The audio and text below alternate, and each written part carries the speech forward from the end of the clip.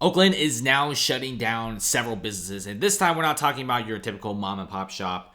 Those are closing at a super fast speed, but once you start getting to like the chains, it's like a whole different story, right? So Starbucks generally doesn't shut down. Usually Starbucks generate a lot of money, especially in these very tech heavy cities like, San Jose, Oakland, San Francisco. These are all like very tech heavy cities. And obviously everyone needs their everyday morning dose of caffeine. So Starbucks is definitely not closing. In fact, you should be expecting Starbucks to be opening up even more stores and be even more lucrative. But in terms of business wise, so far, San Francisco already has 6 to 7 Starbucks closing down, which shows you that there's really not that many office workers. Even freaking McDonald's in downtown is shutting down in San Francisco, which pretty much says that most of the office workers are not coming back and they have no intention of coming back. And if you also look at what's going on here, 3 stores near the Oakland Coliseum closed down last Friday because of ongoing issues with crime. Right now in San Francisco, on the other hand, it's probably one of the safest cities in the world. With the APEC event going on, you have a lot of security, streets are clean, but of course that's only for a limited time only. Now, there's a business in this area, which is a Starbucks location near the intersection, and the other is a second Starbucks and a Subway near 98th Avenue. So the small plaza in 98th Avenue was already covered with warning signs telling drivers to not leave valuables in their car. I mean, I can't imagine running into a Subway to get a sandwich. It only takes 10 minutes. If I leave anything in my car, I'll probably get a broken window and a thing stolen. Seems like car theft is just so rampant in Oakland right now. This is a city where car break-ins is the highest in the whole entire country. That's not necessarily the ranking that you want, especially if you're like living in Oakland, right? A lot of citizens who live in like Little Saigon and a lot of these areas, they're all experiencing a lot of crime. We're seeing constant break-ins of cars being broken in all the time, and even like supermarkets. If you park in the parking lot, you come out, most everything's are probably gone. There's even extreme stories of tourists going to the Bay Area for vacation. They park next to the beach, take some pictures for literally just 5 minutes, and everything gets stolen. And a lot of these car thefts, these thieves, they're very experienced in this. If you see some of the videos, they're super quick about this.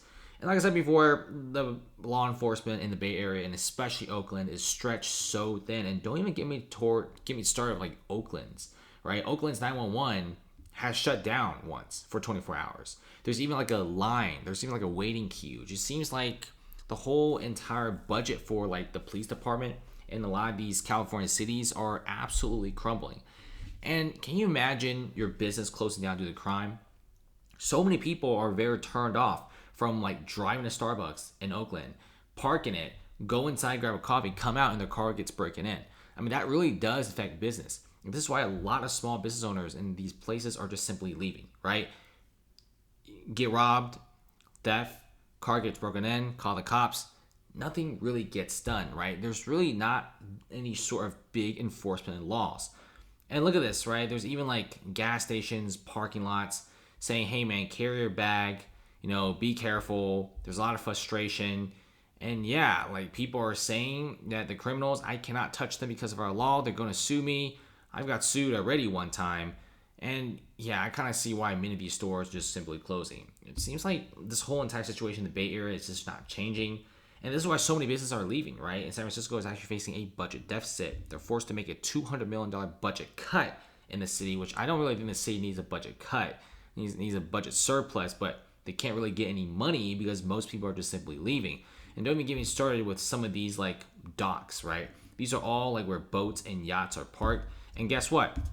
A lot of these boats carry very expensive equipment. There's even now Oakland pirates roaming the seas of the San Francisco Bay, looting boats and yachts. And this is like some of the craziest stuff I've ever seen, right? The amount of lawlessness and crime in the city is at a whole new level.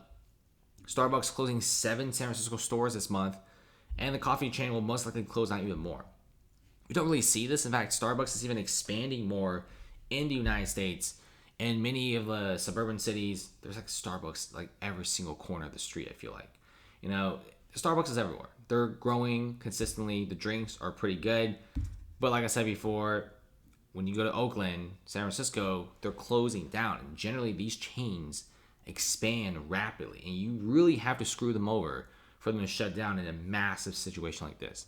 We're also seeing a lot of new photos of the IKEA. Remember how like one of the only businesses that came into San Francisco this year was like IKEA? They made like a flagship store with a flagship buffet in Market Street of San Francisco. Not looking so good, because even now people are saying that the IKEA is still very deserted. There's a lot of photos that show the deserted IKEA. Look at this. This is pretty empty for opening day. This is not normal. It's supposed to be like packed with people, and it's Market Street. This is where all the big corporations, the malls are. Well, I guess the mall used to be there. They recently closed down. It's super empty. All you see is a couple employees here and there, and look at how empty the streets are in broad daylight. I remember before the pandemic, Market Street, especially this area, was bustling with people. There's constant traffic, a lot of cars honking. It was a very good sight, right? A lot of office workers walking around. And I feel like IKEA, if it opened up before the pandemic, during the height of San Francisco, they would get a lot of business. And IKEA generally sells small size furniture and furniture pieces. Well, you should also know that San Francisco real estate is in the dumps. So there's not really any sort of potential or future customers in this area. We're seeing construction being at all-time low. There's basically no construction. There's no hotels being built. Of course, IKEA has taken a heavy hit in the situation. And of course, with the Starbucks, yeah, it's really hurting overall. So you also have a lot of Oakland restaurants. They're losing thousands of dollars a week from diners leaving mid-meal because their cars have been robbed. This is some insanity here. This is at a whole different level. And that just shows you that, a lot of small mom and pop restaurants are closing down as well, right? San Francisco just really isn't changing. A lot of people who recently signed expensive leases are now regretting it. And the population decline is real, which is really causing WeWork to file bankruptcy, and they're going to be leaving behind almost 500,000 square feet of Bay Area leases in their latest bankruptcy filing. Even WeWork is taking a massive hit. Many office workers don't longer come back, and I really do think that the Bay Area needs really big improvement to get things back in order. But I feel like big changes are not really a thing for the Bay Area, and this is why a lot of companies are leaving. They pretty much punch a lot of these numbers into like the AI system to get analysts to check the future potential of the city, and they don't see a potential.